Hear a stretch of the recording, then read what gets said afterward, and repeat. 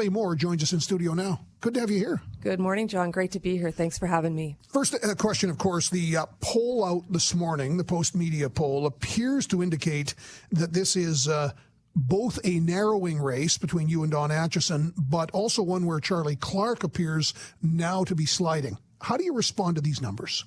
Well, I'm very happy to see that we've got continue to see strong support and momentum in the community and in the polls. It validates the message that I launched my campaign on back in August around financial responsibility and accountability, making sure that we have a safe community, the civic service satisfaction, people see the value for the dollars that they're getting, you know, the sustainable planning and growing business here in Saskatoon. So what it tells me is that my message and my priorities are really resonating with the people of Saskatoon, and people are looking for change. That's apparent. The obvious question I ask is why now and why you, but is it because of the desire for change? Tell us a little about what compelled or impelled you into this. Well, I have 20 years experience working in government, and I also have a business. And for me, I worked at the City of Saskatoon as a city planner for 7 years, and at the provincial level for close to 11 years, overseeing services for housing as well as people with disabilities. And I've always been involved in government. Our business works with municipalities all over Saskatchewan, Alberta, Manitoba, and elsewhere.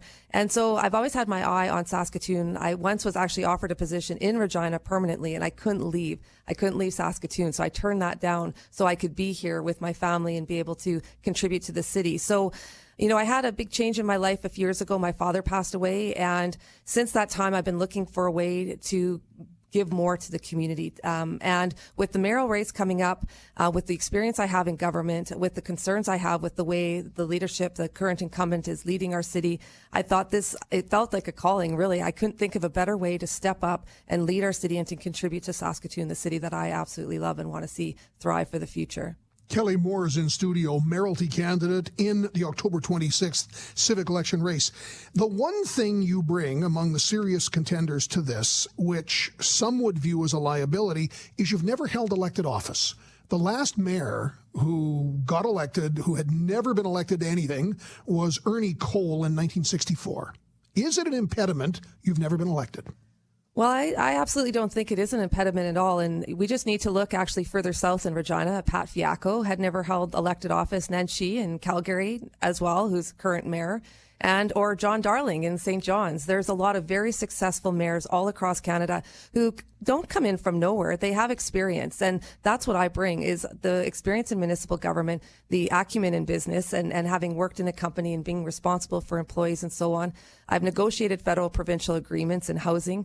I've been able to negotiate union contracts with employer and the employees. So for me, I've also sat at the council table and at the minister's table and represented the minister on many occasions. So I've been part of the fray for a very long time.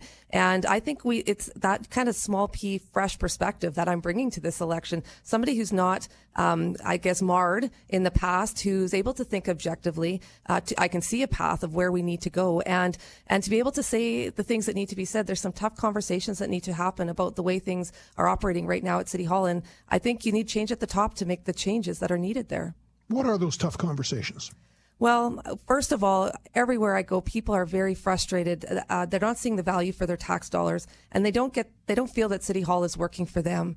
And for me, we need to have the conversation with the city administration at the senior level to let them know that the people aren't happy. They don't feel that the services are working for them. We need to get the debt under control.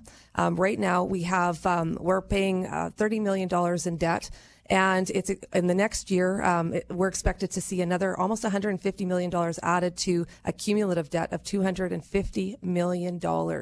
And that is a very serious issue. Spending is out of control, and we need to get a plan to put that together. And the other incumbents aren't talking about it. And quite frankly, I don't see the City Hall talking about it in the way that they need to. And the other is the value for services.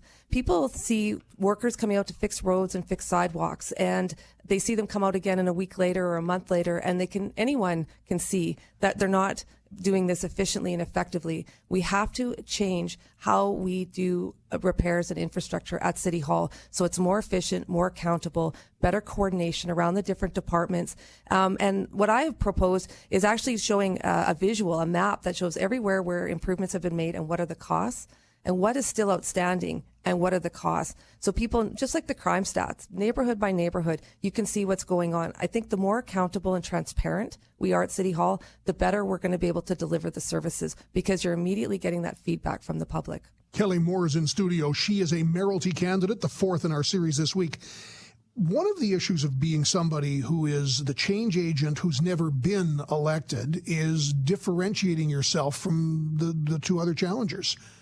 Many have said you and Charlie Clark are more closely aligned in terms of the transparency objective, in terms of many of your views on development. Mayor Don Acheson is differentiated from the two of you. How do you look at those two other candidates? Well, I think they're more alike than anything, really. They've sat at council together for 10 years. And when we talk about growth and development, or for example, we have several neighborhoods right now that are underdeveloped in the suburbs.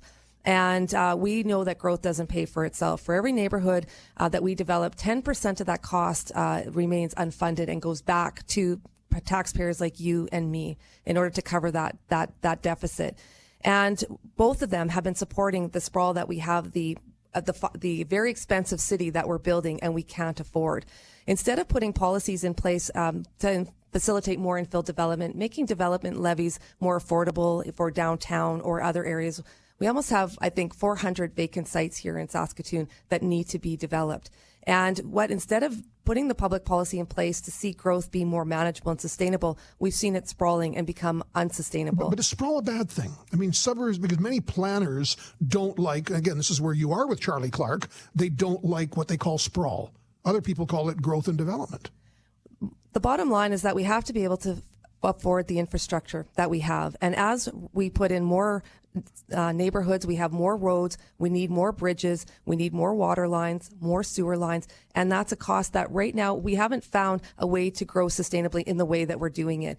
Every time we put more pressure on the outskirts, because those folks need the same services as everybody else, there's less resources to be able to support the existing infrastructure. I think that's a big reason why we see the deterioration that we have, and we're not catching up on the sidewalks, the road maintenance, the snow clearing. All of that compounds to make it difficult because we're spread simply too thin.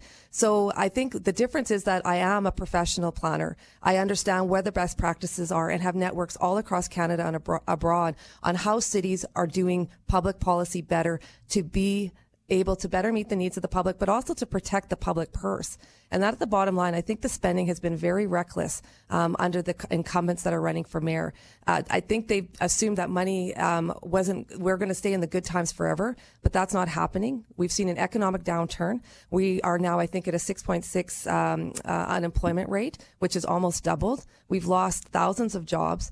And we weren't anticipating that, and we kept growing as though that pace of growth was going to be ongoing, and it's not. And I think they missed the opportunity to course correct. And so that's why right now we need somebody in the leadership chair as mayor, and that's what I bring, a new perspective, somebody who can see the details but also understands the best practices for city planning and also ensuring our infrastructure is meeting our needs. On the spending issue, do you have a view on legislated or at least policy-driven tax increases? Are you prepared to say no more of a tax increase than a certain percent? I want to be able to say that because I know how difficult. Well, this is the problem with the secrecy that we've seen at City Hall right now. Back in September, I think it may have even been August, I did a release saying we need to release the preliminary budget at City Hall. Back in April, the City Council under the current mayor made a decision to not release the budget before the election, even though they had done it last year, and it is a best practice. The more transparency, the better. The people need the information to be able to decide who they're going to vote for. Are they satisfied with the taxes? Aren't they? And what we got was a sort of an estimate of where the current expenditures are. We're seeing a 3.89% increase, but it doesn't include the police budget, and it also doesn't include the growth budget. And what I see, at least a 6% increase. When you factor those in, we just need to look to last year's budget. And with this debt that is increasing, right now, there is a risk that could, if we don't get that in check, become the single largest expenditure on our budget as a city. So for me, it's so difficult to say what that increase is going to be. What I can say is that we are going to be more responsible. I want to take a look at where our expenditures are and reel that in. And that's not what we're seeing at all from the other incumbents. Kelley Moore, good having you here today. Last word to you. Why should people elect you and not stay with the incumbent mayor who has seen some of the best growth and greatest record that this city's had in 13 years? Well, I think that there have been some really good times, and there's lots of projects we should be proud of, and Saskatoon is an amazing city. We also have to recognize when the winds have shifted, and the winds have shifted here in Saskatoon, but we've kept on the same path, and we need to course correct. We should have course corrected at least 4 years ago, if not sooner. And so what I'm proposing is I see what the path is ahead of us. We need to get the debt under control. We need to acknowledge that we have a debt issue. We are at risk with our credit rating. If you read the print on the Standard & Poor's report, that we could be downgraded. We also have to look at our ability to pay down that interest or pay down the servicing costs of that particular debt. We also have had in the last 4 years 22% tax increases. And the public needs to ask themselves, are you satisfied with the services you're receiving? And if you're anything like me, the answer is no. So we need to expect more from our government. We need to see more financial responsibility and accountability, more sustainable planning and infrastructure, safer cities. We continue to be the crime capital of Canada. And I've spoken about having a task force to set goals to get that under control, that everybody that is working in the areas of crime are together to bring those numbers down. So for me, I think people can see that there's a clear difference here. I have a unique combination of both government as well as nonprofit and business experience, and I'm ready to lead this city and to be our mayor and to put us back on track. Good having you by. Thank you. Well, thank you very much, John. It's been a pleasure.